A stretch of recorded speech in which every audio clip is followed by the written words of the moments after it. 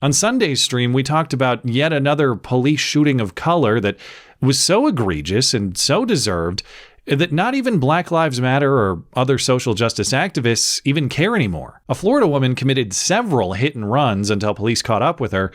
She presented a giant knife. They tried to tase her unsuccessfully. Then she charged a cop with that mini sword, and she got shot for the effort. And for the first time in a long time, at least as far as I can remember, there was no riot.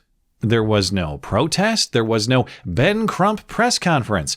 There was no moment of silence at the sports game. There was no special viral social media post or hashtag. There was no news cycle even.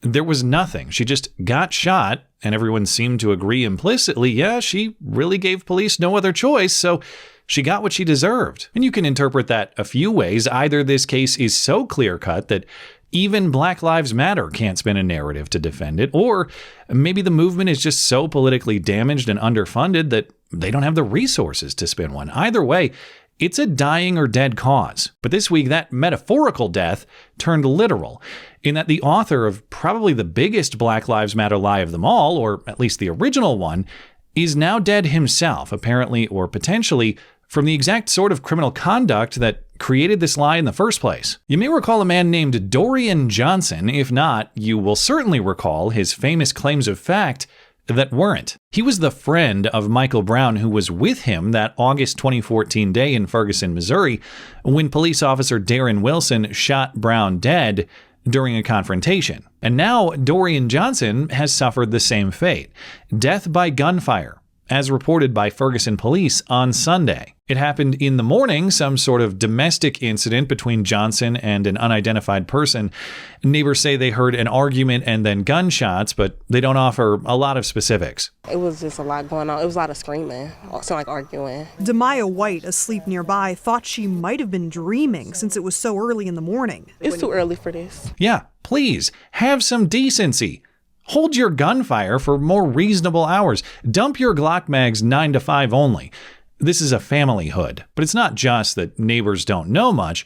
Police aren't saying much either. There was one arrest made, but that person was released, presumably due to ambiguity on the charges.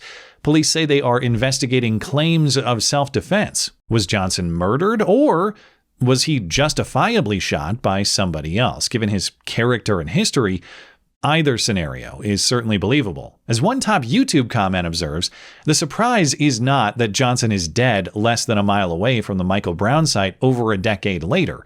The surprise is that he lasted this long. Very impressive, because given his persistent defiance of the truth, usually a person doesn't, and he's dead much sooner. So yeah, circumstances considered, a pretty remarkable run for Dorian. And fittingly, his legacy of untruth was immediately preserved. Investigators say there were initially false claims that police had shot Johnson, but that's not true either. They weren't there, and he was dead at the time of their arrival. But that is just a small lie compared to his greatest hit.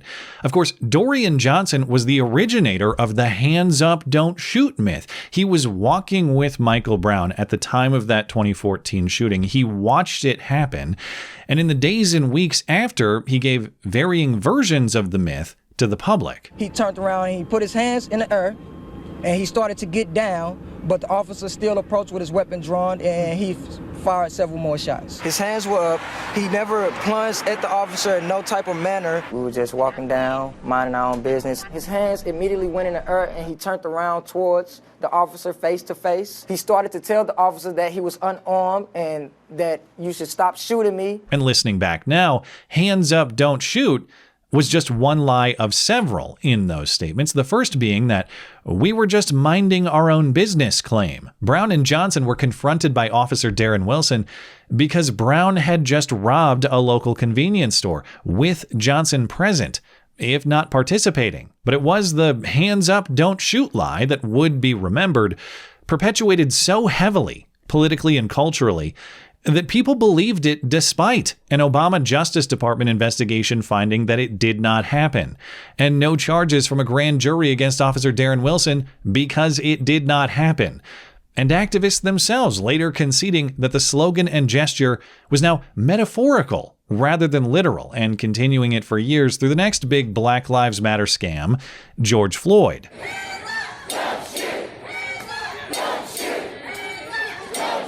Except it's not even metaphorically true either. There was no Michael Brown surrender to symbolize.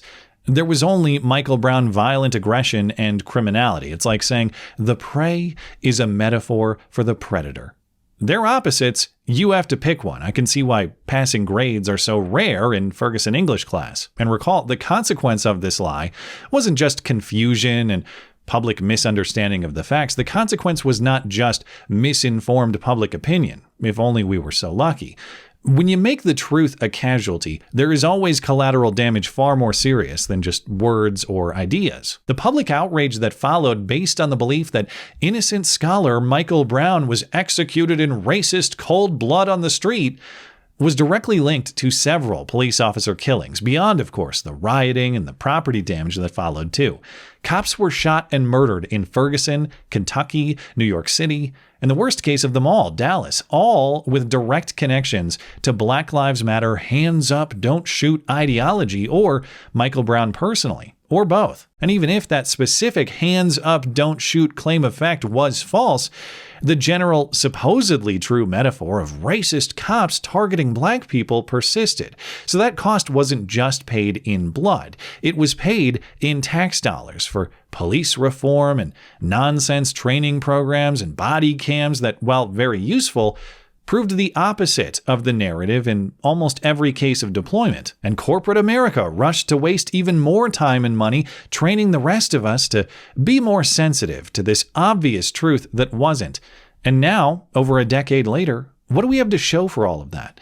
Nothing. We have the exact same situation and problem that existed in the first place. We have Dorian Johnson walking the same streets, engaging in the same criminal or criminal-adjacent behavior and association, and taking the same bullet for it in another shot that quite possibly was fully justified too. That YouTube commenter's joke about his miraculous survival isn't really even a joke at all if you look at his history. He was a high school football star before he took a bullet to the knee, Skyrim style.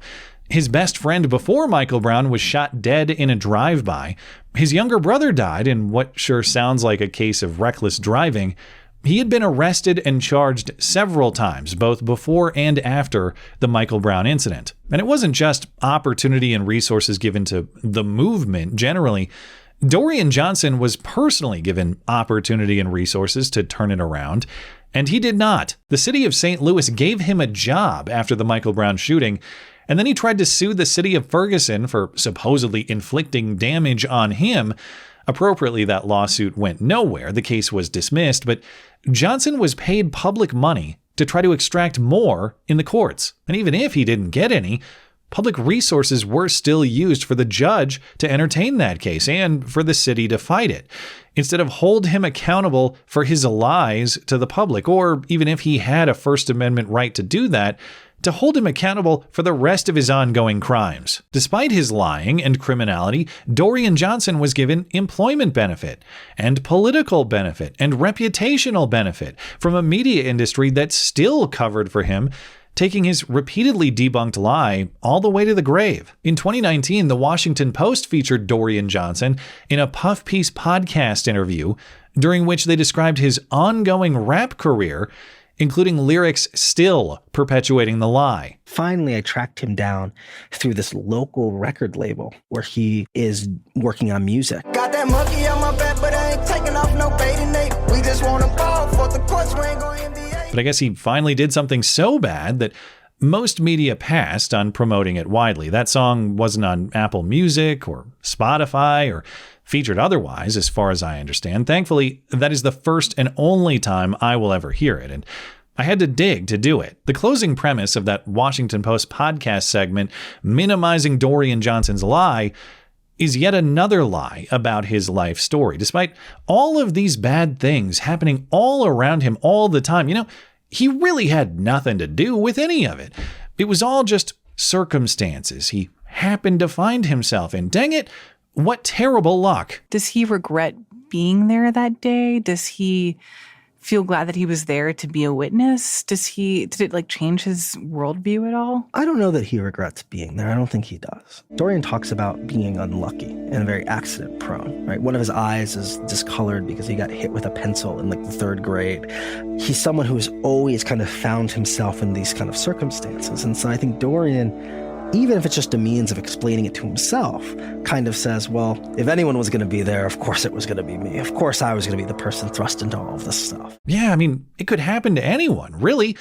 Who among us hasn't been incidentally helping a good friend violently rob a store when it all just kind of went crazy from there? Except the vast majority of us who don't engage in that sort of behavior, and even if we did find ourselves in such a crazy situation, would excuse ourselves from it. The big lie here, and one maybe even more consequential than the hands up, don't shoot lie itself, given the volume of people who buy into it, is that you are a product of your surroundings only, that you exercise very little or no agency or control over your own attitude, your own behavior, your own associations, and as a consequence, yes, your own future and your own destiny. And the moment you reject that lie and assume that everything bad in your life is your fault, is the moment you direct your life toward prosperity. Because even if you're wrong and some things are other people's fault, that philosophy ensures that you will do everything in your power to change your life for the better and not waste any time pointing fingers at other people or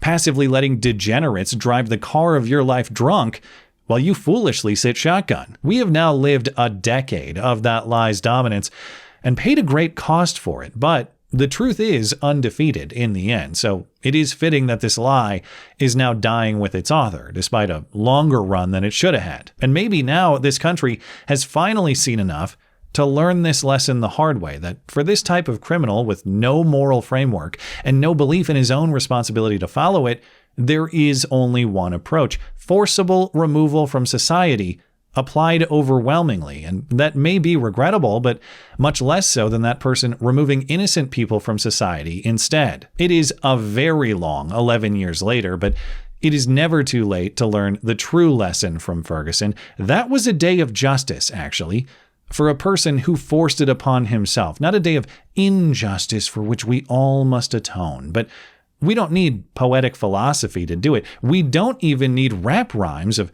Ferguson underground quality. We just need to remember the only Jim Carrey line outside of Dumb and Dumber worth quoting. I have pushed this button many times before. I will continue to push this button until listening comprehension improves. The lesson from Ferguson is a very simple one. Go. Stop breaking the law, asshole! That's the polite request, actually. And if you refuse it, there will and should be more impolite consequences. Thanks as always for listening and for supporting this channel. Always appreciate that thoughtful discussion down below, and especially over on X, that is at ML Christiansen. You're always welcome to coming out and chatting my live streams as live on Wednesday and Sunday nights. Looking forward to it. Goodbye.